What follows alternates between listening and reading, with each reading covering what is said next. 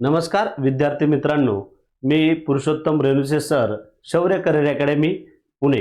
आज आपण ज्या 7 दिवसांमध्ये घडामोडी घडलेल्या आहेत याच्याविषयी माहिती पाहणार आहे की जे आपल्या वीकली करंट इव्हेंट किंवा वीकली करंट अफेअर याच्यामध्ये आपण या 7 दिवसांमधील ज्या चालू घडामोडी आहेत याच्याविषयी माहिती पाहणार आहे। नुकताच जागतिक मानवतावादी पुरस्कार 2025 हा देण्यात आलेला आहे। हा जो पुरस्कार आहे हा पुरस्कार अनंत अंबानी यांना देण्यात आलेला आहे। प्राणी कल्याणासाठी ग्लोबल ह्युमॅनिटेरियन पुरस्कार त्यांना देण्यात आलेला आहे। कोणता? ग्लोबल ह्युमॅनिटेरियन हा पुरस्कार देण्यात आलेला आहे। हा पुरस्कार यूएस आधारित जी ग्लोबल ह्युमन सोसायटी आहे हिच्याद्वारे हा जागतिक मानवतावादी पुरस्कार दिला जातो। याच्यामध्ये बघा, अंबानी म्हणजे अनंत अंबानी हे हा पुरस्कार मिळवणारे सर्वात तरुण आणि पहिले आशियाई व्यक्ती आहेत। त्यांना वनतारा वन्यजीव संवर्धन केंद्राच्या कार्यासाठी या पुरस्काराने सन्मानित करण्यात आलेलं आहे। वनताराला प्राणी काळजी मानकांसाठी ग्लोबल ह्युमन सर्टिफाईड हा दर्जाही मिळालेला आहे। याच्यामध्ये महत्त्वाचं काय आहे बघा, सर्वात तरुण आणि पहिले आशियाई व्यक्ती आहेत की ज्यांना जागतिक मानवतावादी पुरस्कार देण्यात आलेला आहे, याच्यामध्ये महत्त्वाचं आहे। बघा, अमूर्त सांस्कृतिक वारसा यादीमध्ये जो दिवाळी सण आहे या दिवाळी सणाचा समावेश करण्यात आलेला आहे। युनेस्कोने बघा, युनेस्कोने दिवाळीला अमूर्त सांस्कृतिक वारसा यादीमध्ये अधिकृतपणे काय त्याचा केलेला आहे? समावेश केलेला आहे। मग याच्यामध्ये इंटेजिबल कल्चरल हेरिटेज ऑफ ह्युमॅनिटी आणि ठिकाण कोणतं आहे? युनेस्कोच्या 20व्या इंटेजिबल कल्चरल हेरिटेज कमिटीने त्यांच्या बैठकीमध्ये या सणाचा काय करण्यात आला? दिवाळी सणाचा समावेश करण्यात आलेला आहे। भारत सरकारने हा प्रस्ताव, जे भारत सरकारचं सांस्कृतिक मंत्रालय आहे, या सांस्कृतिक मंत्रालयामार्फत हा प्रस्ताव पाठवण्यात आला होता आणि त्याला या युनेस्कोने संमती दिलेली आहे। आता यादीतील नाव काय ठेवण्यात आलेले? दीपावली किंवा Diwali the festival of lights. श्रेणी कोणती आहे? अमूर्त सांस्कृतिक वारसा। आता दिवाळीनंतर भारताचे एकूण हे महत्त्वाचं आहे 16 किती? 16 अमूर्त सांस्कृतिक वारसे झालेले आहेत। आणि याच्यात अजून काय महत्त्वाचं आहे बघा, जगात सर्वात जास्त सांस्कृतिक वारसा स्थळे कुठे आहे रे? भारतात आहेत। जगात सर्वात जास्त सांस्कृतिक वारसा स्थळे जी आहेत ही स्थळे कुठे आहेत? भारतात आहेत। मग आतापर्यंत भारतातील कोणती सांस्कृतिक वारसा स्थळे यांना युनेस्कोने दर्जा दिलेला आहे? त्याच्यामध्ये बघा, 2023 मध्ये गुजरातमधील गरबा जो नृत्य प्रकार आहे त्याचा समावेश झालेला आहे। कोलकात्यातील दुर्गा पूजा, कुंभमेळा 2017 मध्ये कुंभमेळा भरत होतो। योगला 2016 मध्ये याच्यात समाविष्ट करण्यात आलेला आहे। पंजाबमधील भांडी बनवण्याची पितळ आणि तांब्याची पारंपरिक कला याचा समावेश झालेला आहे। मणिपूरमधील संकीर्तना, लडाखमधील बौद्ध मंत्रोच्चार, नंतर छाऊ नृत्य, नंतर राजस्थानमधील कालबेलिया लोकगीते आणि नृत्य, केरळमधील मुदियट्टू, गढवाल हिमालयातील राममान, कुट्टियाट्टम संस्कृत थिएटर, वैदिक मंत्रोच्चाराची परंपरा जी आहे त्याचा समावेश करण्यात आलेला आहे। रामलीला रामायणाचे पारंपरिक सादरीकरण इत्यादींचा समावेश सांस्कृतिक अमूर्त वारसा यादीमध्ये याचा काय करण्यात आलेला आहे? समावेश करण्यात आलेला आहे। मग याच्यावर सुद्धा प्रश्न विचारला जाऊ शकतो की जी 16 वैशिष्ट्ये आहेत याचा समावेश भारताच्या सांस्कृतिक वारसा यादीमध्ये करण्यात आलेला आहे। हे महत्त्वाचं आहे, हे लक्षात ठेवा। पुढे बघा, पेटा। आता पेटाचा अर्थ काय होतो? People for the ethical treatment of animals. मग ही जी पेटा इंडिया संस्था आहे, या पेटा इंडिया संस्थेत ज्याद्वारे पुरस्कार दिले जातात याच्यामध्ये 2025 चा जो पुरस्कार आहे हा पुरस्कार अभिनेत्री रवीना टंडन यांना देण्यात आला होता। पेटाची जी स्थापना आहे याचं मुख्यालय कुठे आहे? मुंबईमध्ये आहे। पेटाचं मुख्यालय कुठे आहे? मुंबईमध्ये आहे। आणि जी स्थापना कधी करण्यात आलेली आहे? 2000 हे वर्ष काय करायचंय? लक्षात ठेवायचे। किंवा पेटाचा लॉंग फॉर्म काय होतो? People for the ethical treatment of animals. आणि मग या वर्षीचा जो पुरस्कार आहे पर्सन ऑफ द इयर, हा पुरस्कार अभिनेत्री रवीना टंडन यांना देण्यात आलेला आहे. पशु कल्याण आणि वन्यजीव संरक्षणातील योगदानाबद्दल त्यांना हा पुरस्कार काय करण्यात आलेला आहे रे, देण्यात आलेला आहे. दुसरा बघा, सर्वाधिक शाकाहारी अनुकूल शहर हे जे आहे हे कोलकाताला हा पुरस्कार देण्यात आलेला आहे. शहराला शाकाहारी खाद्यपदार्थ आणि रेस्टॉरंटच्या वाढत्या नेटवर्कसाठी हा पुरस्कार कोलकाता या शहराला देण्यात आलेला आहे. तिसरा बघा, व्हॉलंटियर ऑफ द इयर, याच्यामध्ये मग माही प्रियंका कोळवेकर यांना हा पुरस्कार देण्यात आलेला आहे. जखमी प्राण्यांना वाचवण्यासाठी आणि क्रूरतेविरुद्ध आवाज उठवण्यासाठी त्यांना या पुरस्काराने काय करण्यात आलेलं आहे, सन्मानित करण्यात आलेलं आहे. नुकतीच फॉर्म्युला 1 वर्ल्ड चॅम्पियनशिप झालेली आहे. ही जी आवृत्ती होती ही 76वी आवृत्ती होती, 2025 ची 76वी आवृत्ती होती. मग याच्यामध्ये जो विजेता आहे, हा विजेता कोण ठरलाय, लँडो नॉरिस, याचं वय 26 वर्ष आहे. या स्पर्धेचा फॉर्म्युला 1 वर्ल्ड चॅम्पियनशिप या स्पर्धेचा विजेता कोण ठरलाय, लँडो नॉरिस, त्याचं वय 26 वर्ष आहे. मॅक्लॅरेन या टीम मधील ब्रिटिश ड्रायव्हर आहे. बघा, त्याने F1 इतिहासातील 35वा ड्रायव्हर तो ठरलेला आहे. 2025 मध्ये मॅक्लॅरेन सोबत या नॉरिसने फॉर्म्युला 1 वर्ल्ड ड्रायव्हर चॅम्पियनशिप जिंकली आणि 7 हंगामात 11 ग्रँड प्रिक्स त्याने काय केलेले आहेत, जिंकलेले आहेत. हे नाव लक्षात ठेवायचे, लँडो नॉरिस. पुढे बघा, महत्वाचं आहे, याच्यावर प्रश्न विचारला जाऊ शकतो तुम्हाला. देशाची पहिली हायड्रोजन फ्युएल सेल पॅसेंजर, देशाची पहिली हायड्रोजन फ्युएल सेल पॅसेंजर बोट लॉन्च करण्यात आलेले आहे. मग हिचे वैशिष्ट्य आपल्याला परीक्षेमध्ये विचारले जाऊ शकतात. हिचं वैशिष्ट्य काय आहे, हिची जी लांबी आहे ती किती आहे, 24 मीटर लांबी आहे. पूर्णपणे स्वदेशी तंत्रज्ञानावर आधारित आहे, वापरलं गेलेलं आहे. क्षमता 50 प्रवासी, त्याच्यामध्ये खर्च तिला 17.50 कोटी आलेला आहे. वातानुकूलित केबिन आहे आणि प्रवासाची वेळ किती आहे, 8 तास. ही बोट हायड्रोजन विजेमध्ये रूपांतरित करते. ही बोट हायड्रोजनला विजेमध्ये काय करते, रूपांतरित करते. फक्त पाणी उत्सर्जित करते. आणि हे महत्वाचं आहे बघा, याचा रूट विचारला जाऊ शकतो, वाराणसीतील नमो घाट ते रामनगर, याच्या रूटवर सुद्धा प्रश्न विचारला जाऊ शकतो. नमो घाट ते रामनगर या दरम्यान ही काय केली जाणार आहे, चालवली जाणार आहे. पुढे चॅम्पियन ऑफ द अर्थ पुरस्कार 2025 चा कोणाला देण्यात आलेला आहे. बघा, हा पुरस्कार UNEP म्हणजे युनियन नेशन एन्व्हायरमेंट प्रोग्रामचा सर्वोच्च पर्यावरण पुरस्कार मानला जातो. सर्वोच्च पर्यावरण पुरस्कार आहे UN एन्व्हायरमेंट प्रोग्रामचा. याची जी सुरुवात आहे, ही सुरुवात कधी करण्यात आली, 2005 मध्ये या पुरस्काराची काय करण्यात आलेली आहे, सुरुवात करण्यात आलेली, लक्षात ठेवा. मग ठिकाण, हा पुरस्कार कुठे दिला गेला, नैरोबी केनिया या ठिकाणी हा पुरस्कार देण्यात आलेला आहे. एकूण 5 विजेते घोषित करण्यात आले, 5 विजेते. मग या 5 विजेत्यांमध्ये भारत, केनिया आणि अमेरिकेतील 3 उद्योजकांना, भारतात 1, केनियामध्ये 1 आणि अमेरिकेतील किती आहेत, 3 उद्योजकांना संयुक्त राष्ट्र पर्यावरण कार्यक्रमाचा young champion of the earth पुरस्कार देण्यात आलेला आहे. याच्यामध्ये भारतातील कोण व्यक्ती आहे, सुप्रिया साहू, ज्या तामिळनाडू कॅडरच्या 1991च्या बॅचच्या भारतीय प्रशासकीय सेवा म्हणजे इंडियन ॲडमिनिस्ट्रेटिव्ह सर्व्हिस या कॅडरच्या आहेत. आणि मग त्यांना कशासाठी देण्यात आला, पर्यावरण, हवामान बदल आणि वन विभागाच्या अतिरिक्त मुख्य त्या सचिव आहेत. मग यांना हा पर्यावरण पुरस्कार देण्यात आलेला आहे. गोल्डन ग्लोब होरायझन पुरस्कार 2025 हॉलिवूडचा प्रतिष्ठित अवॉर्ड म्हणला जातो. याला गोल्डन ग्लोब होरायझन पुरस्कार जो आहे, हा होरायझन पुरस्कार हॉलिवूडचा प्रतिष्ठित अवॉर्ड याला म्हटलं जातं. 1944 या वर्षापासून हा दिला जातो. याची घोषणा 10 डिसेंबर 2025 ला करण्यात आलेली आहे. ठिकाण कोणतं आहे, Saudi Arabia, Red Sea International Film Festival, Saudi Arabia या ठिकाणी या पुरस्काराचं वितरण करण्यात आलेलं आहे. ही आवृत्ती जी आहे, ही आवृत्ती कितवी आहे रे, 5वी आवृत्ती आहे, लक्षात ठेवा. अभिनेत्री आलिया भट्ट यांना गोल्डन ग्लोब होरायझन पुरस्कार देण्यात आलेला आहे.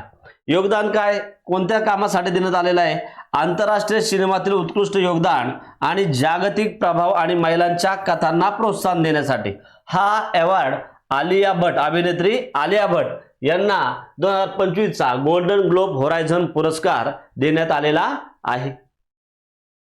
पुढे स्क्वॉश वर्ल्ड कप 2025 आताच नुकतीच कालच ही स्पर्धा 14 डिसेंबरला हिचं जी स्पर्धा आहे तिचा अंतिम सामना होता. चेन्नई एक्सप्रेस एव्हेन्यू मॉल या ठिकाणी ही स्पर्धा पार पडली. 12 देशांनी याच्यामध्ये काय घेतला होता, सहभाग घेतला होता.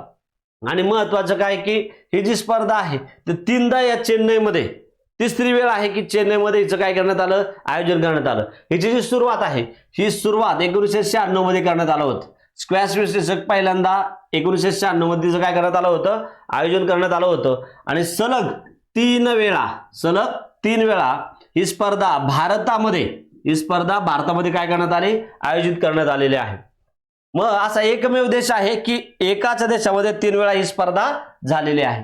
आणि मग काल आपण ही स्पर्धा म्हणजे जिंकलेली आहे पहिल्यांदाच.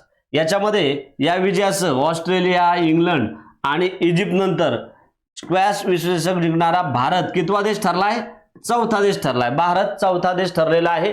आणि 2025 जी स्पर्धा आहे ही आपण पहिल्यांदाच 2025 स्पर्धा झाली ही पहिल्यांदाच आपण 1996 नंतर ती जिंकलेली आहे. बघा ही स्पर्धा सलग तिसऱ्यांदा चेन्नई येथे आयोजित करण्यात आली. अंतिम सामना भारत विजयी झालेला आहे. आणि कोणाविरुद्ध होता, हाँगकाँगला हरवून पहिल्यांदाच आपण ही ट्रॉफी काय केलेली आहे, जिंकलेली आहे. याच्यामध्ये अनहद सिंग या तिघांची नावं विचार जाऊ शकतात. ज्योत्स्ना चिन्नप्पा आणि अभय सिंग यांनी महत्वाची भूमिका बजावलेली आहे.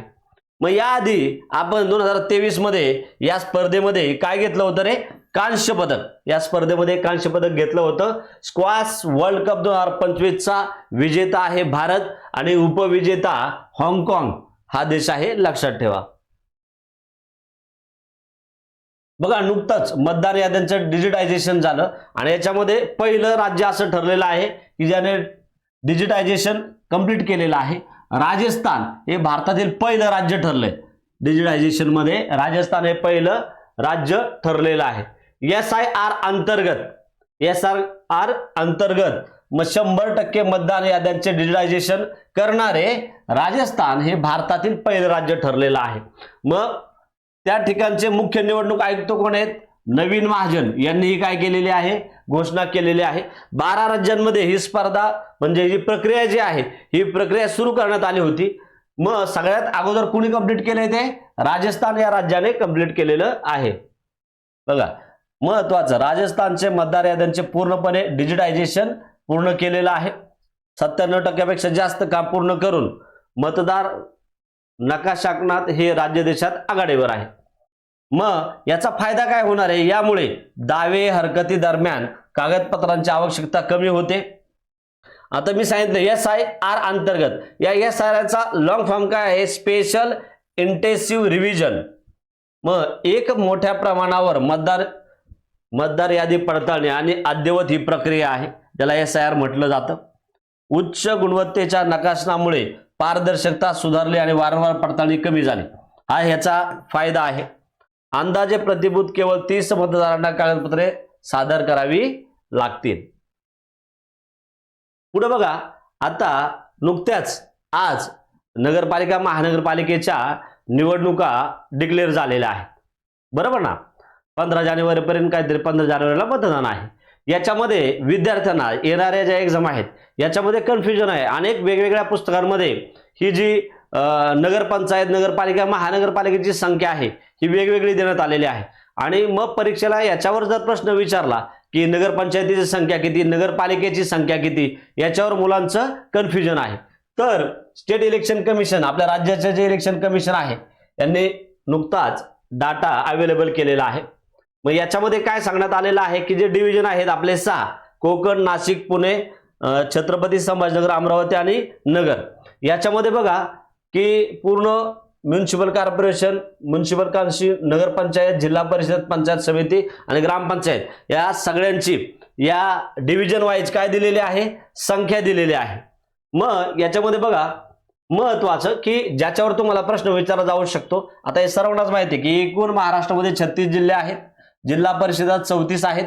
आता नवीन महानगरपालिका तुम्हाला माहिती आहे इचलकरंजी कोल्हापूरमध्ये स्थापन करण्यात आलेले आहेत. त्यामुळे एकूण महानगरपालिका ज्या आहेत त्या एकूण महानगरपालिका किती झालेल्या आहेत? 29 झालेल्या आहेत.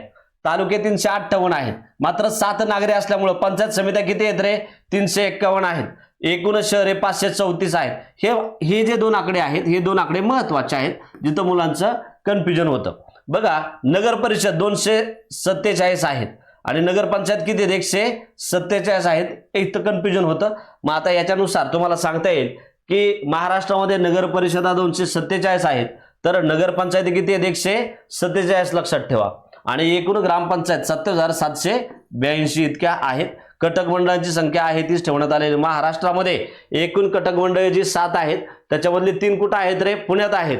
आणि भारतामध्ये जर आपण एकूण कटक मंडळे पाहिली तर एकूण कटक मंडळे भारतामध्ये किती आहेत? 62 एकूण कटक मंडळे आहेत. मग ही संख्या येणाऱ्या ज्या परीक्षा आहेत याच्यासाठी या ज्या दोन आहेत त्या महत्वाच्या आहेत जिथं मुलांचं काय असतं? कन्फ्युजन आहे. तर ही जी संख्या आहे लक्षात ठेवा. नगर परिषद 247 आणि नगरपंचायत किती आहे? 147 आहेत. म्हणजे जर आपण पंचायत राज हा विषय पाहतो, या पंचायत राज मध्ये आपल्याला माहिती आहे की 73व्या आणि 74व्या घटना दुरुस्ती जी आहे या 73व्या आणि 74व्या घटना दुरुस्तीनुसार ही जे 1993च्या घटना दुरुस्त्या आहेत याच्यानुसार की घटनात्मक दर्जा ग्रामीण स्थानिक स्वराज्य संस्था आणि शहरी स्थानिक स्वराज्य संस्था यांना देण्यात आलेला आहे. ग्रामीण स्थानिक स्वराज्य संस्था ज्या आहेत त्याच्यामध्ये ग्रामपंचायत, पंचायत समिती आणि जिल्हा परिषद येतात. तर शहरी स्थानिक संस्थेमध्ये नगरपंचायत, नगरपालिका, नगरपालिकेलाच काय म्हटलं जातं रे? नगर परिषद. आणि नगर पंचायत, नगर परिषद यालाच नगरपालिका म्हटलं जातं आणि महानगरपालिका. येतं लक्षात. ते एकूण महानगरपालिका किती आहेत? 29 आहेत. नगर परिषदा 247 आहेत आणि नगरपंचायती 147 आहेत. हे आकडे तुमच्यासाठी काय आहेत? महत्वाचे आहेत की कारण का आता निवडणुकांसाठी आचारसंहिता लागू झालेली आहे. याच्यावर नक्कीच काय केला जाऊ शकतो? प्रश्न विचारला जाऊ शकतो. पुढे बघा GI टॅग. आता GIचा अर्थ काय होतो? Geographical indication tag. मग भौगोलिक संकेत त्या ठिकाणचा अन्न पदार्थ आहे त्याला दिला जातो जो एखाद्या उत्पादनाला त्याच्या विशिष्ट भौगोलिक उत्पत्तीसाठी जोडलं जातं आणि ज्यामुळे उत्पादनाची गुणवत्ता, प्रतिष्ठा आणि वैशिष्ट्य काय होतं रे? सिद्ध होतं. त्याला GI tag, geographical indication tag असं म्हटलं जातं. मग याच्यामध्ये जर आपण भारताचा विचार केला तर असं सांगण्यात आलेलं आहे की 2030 पर्यंत की आपलं उद्दिष्ट 10,000 पेक्षा जास्त GI टॅग मिळवण्याचं आहे. आणि मग नुकतेच ग्वाल्हेरची स्टोन क्राफ्ट आणि ग्वाल्हेरचा पेपर माचे क्राफ्ट या मध्य प्रदेशातील हस्तकलांना भौगोलिक संकेत GI टॅग देण्यात आलेला आहे. ग्वाल्हेर स्टोन क्राफ्ट आणि ग्वाल्हेर पेपर क्राफ्ट म्हणून मध्य प्रदेश, कोणतं राज्य? मध्य प्रदेशातील हस्तकलांना नुकताच GI टॅग देण्यात आलेला आहे. आणि त्यामुळं मग जागतिक ओळख, ही जी उत्पादनं आहेत या उत्पादनांना जागतिक काय मिळालेले आहे? ओळख मिळालेली आहे. त्याबरोबरच बघा बैतूलचे भारवा धातूचे काम आणि छत्तरपूर मधील दगडी फर्निचर यांसारख्या कलांनाही हा टॅग काय करण्यात आलेला आहे? देण्यात आलेला आहे. याच्यावर सुद्धा येणाऱ्या परीक्षांमध्ये GI टॅगवर प्रश्न विचारला जातो. पुढच्या सिरीजमध्ये आहे, या सिरीजमध्ये महत्वाचं की महाराष्ट्रामध्ये किती GI टॅग देण्यात आलेले आहेत, कोणत्या अन्न पदार्थ किंवा उत्पादनांना हा GI टॅग मिळालेला आहे ते सुद्धा आपण याची काय करणार आहे? माहिती पाहणार आहे. विद्यार्थ्यांनी लाईक, सबस्क्राईब किंवा तुमच्या ज्या कमेंट आहेत कमेंटद्वारे तुमची माहिती मला द्यावी. याच्यामध्ये महत्वाचं तुम्ही जर आपले जे सिरीज पाहिली तर या सिरीजमध्ये पूर्ण वर्षभराचं बघा राज्य पुरस्कार, राष्ट्रीय पुरस्कार, आंतरराष्ट्रीय पुरस्कार हे सर्व झालेले आहेत. महत्वाच्या निधन वार्ता ह्या सुद्धा आपण त्याच्यामध्ये घेतलेल्या आहेत. त्याच्यानंतर क्रीडा प्रकार, हे क्रीडा प्रकार सुद्धा याच्यामध्ये संपूर्ण वर्षभराचे घेतलेले आहेत की येणाऱ्या परीक्षेमध्ये तुम्हाला ज्याच्यावर प्रश्न विचारले जाणार आहेत अशी इत्थंभूत म्हणजे वन लाईन न घेता इत्थंभूत माहिती आपण पूर्ण काय केलेली आहे? घेतलेली आहे. तसंच ज्या सरळ सेवेच्या एक्झाम आहेत त्या सरळ सेवेसाठी थोड्याच दिवसामध्ये आपलं वन लाइनर सुद्धा याच्यामध्ये या सिरीजमध्ये पूर्ण वर्षभराचं वन लाइनर मी काय करणार आहे? घेणार आहे. मग विद्यार्थ्यांनी काय करायचंय की तुमच्या कमेंटद्वारे माहिती द्यावी की याच्यामध्ये तुम्हाला कशी माहिती दिली जावी किंवा तुम्हाला व्हिडिओ कसा वाटला, आणि नक्कीच या चॅनलला सबस्क्राईब करावं, जेणेकरून की मला याची काय होईल की एक सबस्क्राईब लाईक केलं तर जास्तीत जास्त व्हिडिओ मला घेण्याचं काय मिळेल, तुमचे लाईक कमेंटद्वारे मला प्रोत्साहन मिळणार. लक्षात ठेवा, तुम्ही जर लाईक कमेंट आणि तुमच्या ज्या हे आहेत की बाबा व्हिडिओ अजून त्याच्यामध्ये कसं आपण जास्तीत जास्त माहिती देऊ, हे जर तुम्ही कमेंटद्वारे सांगितलं तर नक्कीच मग तो देण्याचा काय करेल, प्रयत्न करेल. येणाऱ्या ज्या एक्झाम आहेत त्या येणाऱ्या एक्झाममध्ये तुम्हाला याचा काय होणार आहे, फायदा होणार आहे. बघा, मनरेगा जे आहे तिचं नाव चेंज करून पूज्य बापू ग्रामीण रोजगार योजना असं केंद्राने केलेलं आहे. 2 दिवसापूर्वीच हे झालेलं आहे. मग पूज्य बापू ग्रामीण रोजगार योजना केंद्र सरकारने महात्मा गांधी राष्ट्रीय ग्रामीण रोजगार हमी कायदा, ज्यालाच मनरेगा म्हटलं जातं, या योजनेचं नाव बदलून ही योजना काय केली रे, फक्त नाव बदलले पूज्य बापू ग्रामीण रोजगार योजना या नावाने आता इथून पुढे ही मनरेगा ओळखली जाईल. आणि याच्यामध्ये महत्वाचं काय आहे, कामाची जी संख्या आहे ती कामाच्या दिवसांची संख्या काय करण्यात आलेली आहे, वाढवण्यात आलेली आहे. अगोदर 100 दिवसांचं होतं ते वाढवून 25 दिवस वाढवून 125 दिवस करण्यात आलेलं आहे. म्हणजे कामाच्या दिवसांची संख्या 100 वरून किती करण्यात आलेली आहे, 125 ही करण्यात आलेली आहे. मग आता ग्रामीण भागातील प्रत्येक कुटुंबाला एका आर्थिक वर्षात 100 ऐवजी किती दिवसाचं काम मिळणार आहे, 125 दिवसांचं काम मिळणार आहे. पुढं time athlete of the year पुरस्कार 2025 चा हा जो पुरस्कार आहे हा आजा विल्सन, अमेरिकेचे आहेत हे आजा विल्सन यांना हा पुरस्कार देण्यात आलेला आहे. कोणत्या क्षेत्राशी, खेळाशी संबंधित आहेत, बास्केटबॉल. मग सरळ आपण पाहिलं की जे खेळाडू आहेत ते कोणत्या क्रीडा प्रकारशी संबंधित आहेत याच्यावर सुद्धा काय करण्यात आलेला आहे, प्रश्न विचारण्यात आलेला आहे. मग याच्यामध्ये 2025 चा हा पुरस्कार आजा विल्सनला देण्यात आलेला आहे. अमेरिका देशाच्या आहेत, बास्केटबॉलशी त्या संबंधित आहेत. संघ कोणता, लास वेगास एसएस. महत्वाचं काय आहे, 4 वेळा त्यांना मोस्ट व्हॅल्युएबल प्लेयर हा पुरस्कार मिळालेला आहे. मग WNBA आणि NBA इतिहासातील पहिली अशी खेळाडू आहे की जी एकाच वर्षी हे सर्व पुरस्कार एकत्रितरित्या 4 वेळा ती काय केलेली आहे, जिंकलेली आहे. जे वेगवेगळे 4 पुरस्कार आहेत ते बघा. आणि अमेरिकेच्या ऑलिम्पिक संघातून 2दा तिने काय केलेले आहे, सुवर्ण पदक जिंकलेले आहे. कोणी, आजा विल्सन यांनी जिंकलेलं आहे. त्यांची कामगिरी बघा, WNBA किंवा MVP 2 वेळा जिंकलेली आहे स्पर्धा. WNBA defensive player of the year 2 वेळा, WNBA चॅम्पियन 2022 मध्ये, ऑलिम्पिक स्वर्ण पदक टोकियो 2020 आणि विश्वचषक स्वर्ण पदक 2018 आणि 2022 या स्पर्धा त्यांनी जिंकलेल्या आहेत. तुमच्यासाठी हे नाव महत्वाचं आहे. आजा विल्सन यांना यंदाचा time athlete of the year हा पुरस्कार देण्यात आलेला आहे. पुढं नुकतंच बघा, शिवराज विश्वनाथ पाटील यांचं काय झालेलं आहे, निधन झालेलं आहे. मग यांचा जो जन्म आहे हा जन्म 12 ऑक्टोबर 1935 चा आहे, चाकूर, लातूर या जिल्ह्यामधला. आणि 2 दिवसापूर्वी म्हणजे 12 डिसेंबर 2025 मध्ये त्यांचं निधन झालेलं आहे. त्यावेळेस त्यांचं वय किती होतं, 91 वर्ष होतं. लातूरचे नगराध्यक्ष ते देशाचे गृहमंत्री असा त्यांचा प्रवास आहे. लातूर नगरपालिकेपासून राजकीय कारकिर्दीला त्यांनी काय केलेले आहे रे, सुरुवात केलेली आहे. 1978 ते 1979 विधानसभा अध्यक्ष महाराष्ट्राचे. 1980 ते 2004 सलग 7 वेळा खासदार आहेत. किती वेळा, 7 वेळा खासदार. कोणत्या मतदारसंघातून, लातूर मतदारसंघातून सलग 7 वेळा जे काय आहेत, खासदार आहेत. महत्वाचं आहे. आणि 1991 ते 96 या 5 वर्षामध्ये ते लोकसभेचे कितवे सभापती होते, लोकसभेचे 10वे सभापती होते. 2004 ते 8 या वर्षामध्ये ते केंद्रीय गृहमंत्री संरक्षण होते. विज्ञान तंत्रज्ञान आदी मंत्रालयाचे मंत्री, म्हणजे त्यांनी विविध पदे याच्यामध्ये उपभोगलेले आहेत किंवा त्यांना मिळालेले आहेत. 2007 मध्ये गृहमंत्री पदाचा राजीनामा दिला होता. का मुंबई दहशतवादी हल्ला झाला त्यावेळेस ते गृहमंत्री होते आणि त्याच्यानंतर त्यांनी गृहमंत्री पदाचा काय दिला होता, राजीनामा दिला होता. आणि 2010 ते 15 मध्ये ते काय होते, पंजाबचे राज्यपाल होते. पोलीस भरतीसाठी महत्वाचा, पोलीस भरती मध्ये याच्यावर हमखास प्रश्न विचारला जातो. मग याच्यामध्ये बघा,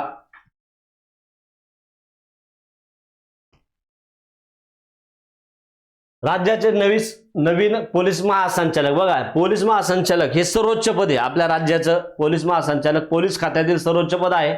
आणि नुकतंच वरिष्ठ IPS अधिकारी जे आहेत सदानंद दाते यांची काय करण्यात आलेली आहे, नव्या पोलीस महासंचालक पदी म्हणजेच DGP या जागी नियुक्ती करण्यात आलेली आहे.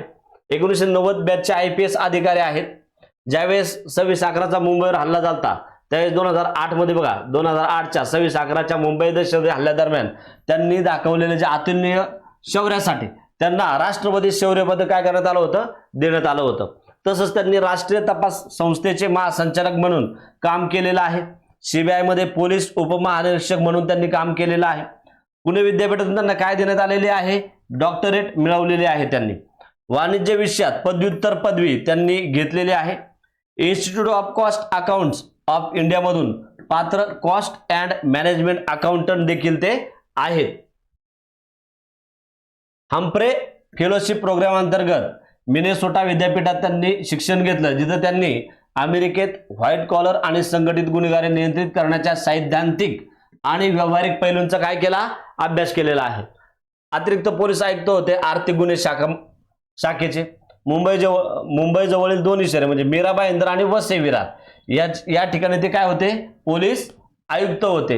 आणि महाराष्ट्र दहशतवाद विरोधी पथकाचे ते काय होते, महासंचालक होते. त्यांनी त्या ठिकाणी काम केलेलं आहे. याच्यावर प्रश्न विचारला जाऊ शकतो, राज्याचे नवे पोलीस महासंचालक म्हणून कोणाची नियुक्ती करण्यात आलेली आहे, तर उत्तर काय असेल, सदानंद दाते.